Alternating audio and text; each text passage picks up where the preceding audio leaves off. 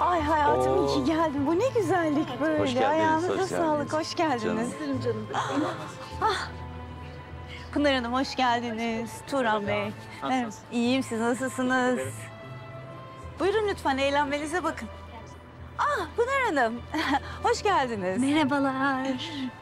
Pınar Hanım uluslararası bir emlak şirketinin Isparta temsilcisi. Ben de kızlardan duydum, davet ettim. Çok zarifsiniz. Ne güzel, ne güzel. Merhabalar. Merhaba. İşte benim Ecem geldi. Arkadaşlar, size bahsettiğim güzel müstakbel gelinim Ece. İyi akşamlar, hoş geldiniz. İyi akşamlar.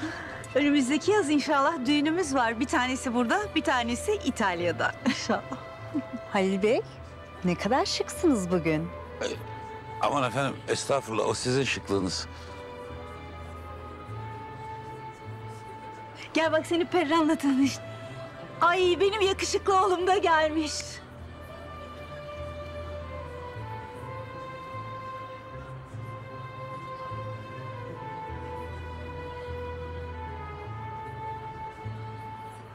Toprak, hoş geldin. Hoş bulduk, merhaba. Toprak geldiğine göre şu konuşma işini aradan çıkartalım.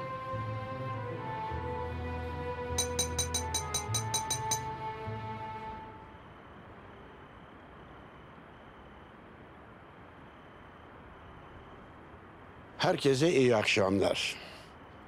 Davetimize icabet ettiğiniz için hepinize çok ama çok teşekkür ederim. Öncelikle hakkımızdaki şayialara inanmamanızı rica edeceğim. Hatta ve hatta tam tersine yeni yatırımlar yapıyoruz. Yeniden gülü işlemeye başlayacağız. Ailemizin istikbali sevgili torunum Toprak bizden daha önce öngördü ve gül ekimine başladı bile. Yeni genel müdürümüz Ece kardeş, torunum Toprak'la birlikte Atabeyleri çok daha ileri taşıyacaklar.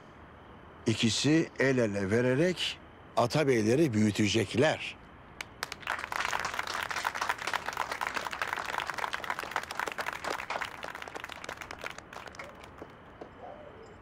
Tekrardan hepiniz hoş geldiniz.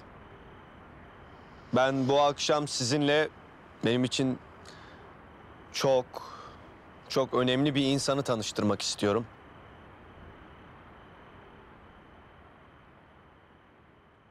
Gonca Aydın.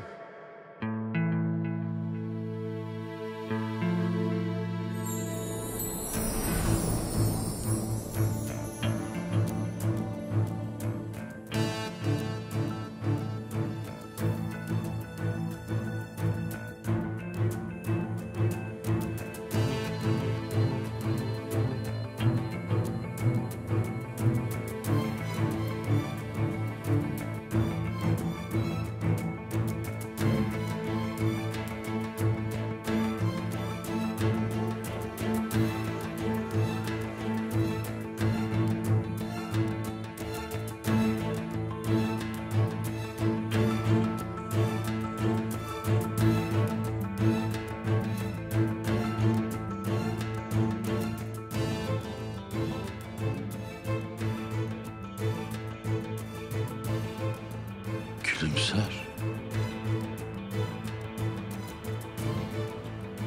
Hepiniz tanıyorsunuz aslında Gonca'yı. Ama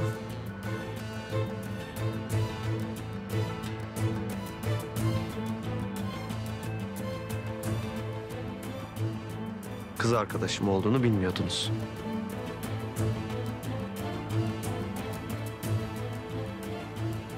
Bu da bu önemli gecede benim sizlere sürprizim.